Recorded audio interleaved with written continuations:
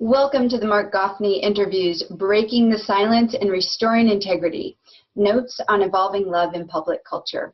Hi, I'm Lisa Ingalls, and as a board member for the Center for Integral Wisdom, I've stepped forward to support Marc in revealing the truth about the stories that have been circulating around the web for over a decade through this series of video interviews. The time has come to expose the perpetrators who've been disguising themselves as protectors, not only for Marc's sake, but for the sake of evolving our culture, evolving the way we handle conflict, evolving the way we step into leadership and to take a stand for evolving the very source code and narrative of love itself.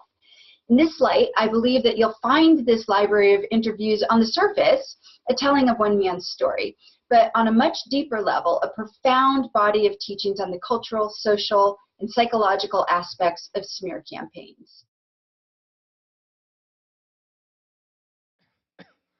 Very often, when false complaints are made, the person who's being complained against goes to try and disprove, exonerate himself, show that the complaints are wrong.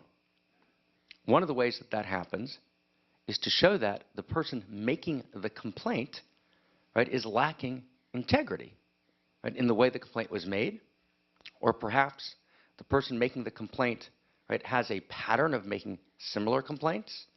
Perhaps there are other factors at play.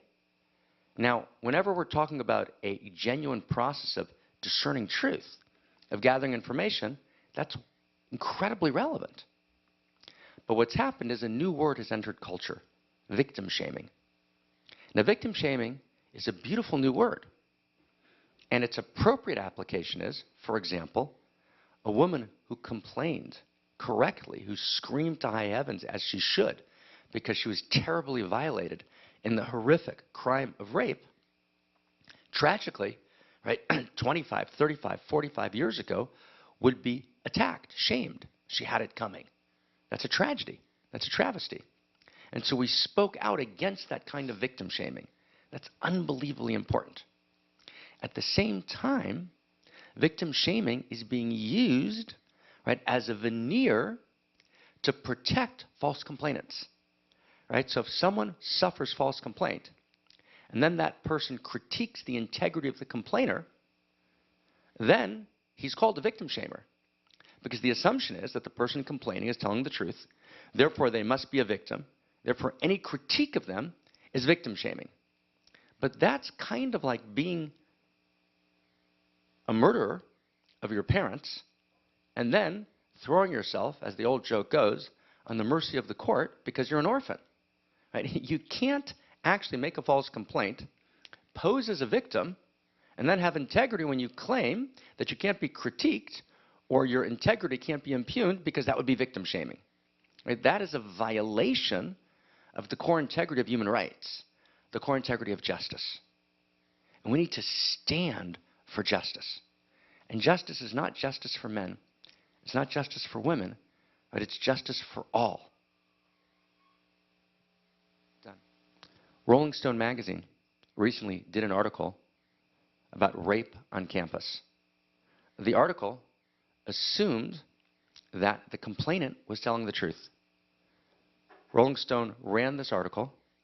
It indicted a significant amount of serious, good, wonderful people, and they ran it as a given that it was true. The Duke lacrosse case, right? 140 professors, right, signed a condemning petition against the lacrosse players, 3 young men. Paper after paper assumed that it was true. Columbia, Emma Sulkowicz, the mattress girl, right, presses a complaint. A number of her friends join the complaint, right? It's all over the papers. Everyone assumes that it's true. The list goes on and on.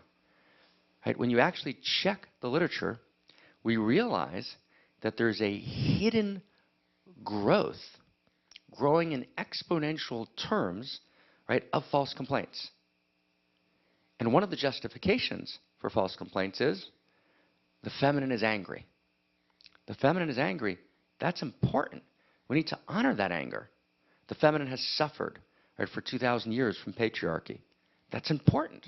We need to honor that suffering, but that doesn't allow for false complaints. Right? Honoring suffering, right, doesn't permit false complaints. Only justice, right, has place, right, in an authentic system of integrity and goodness.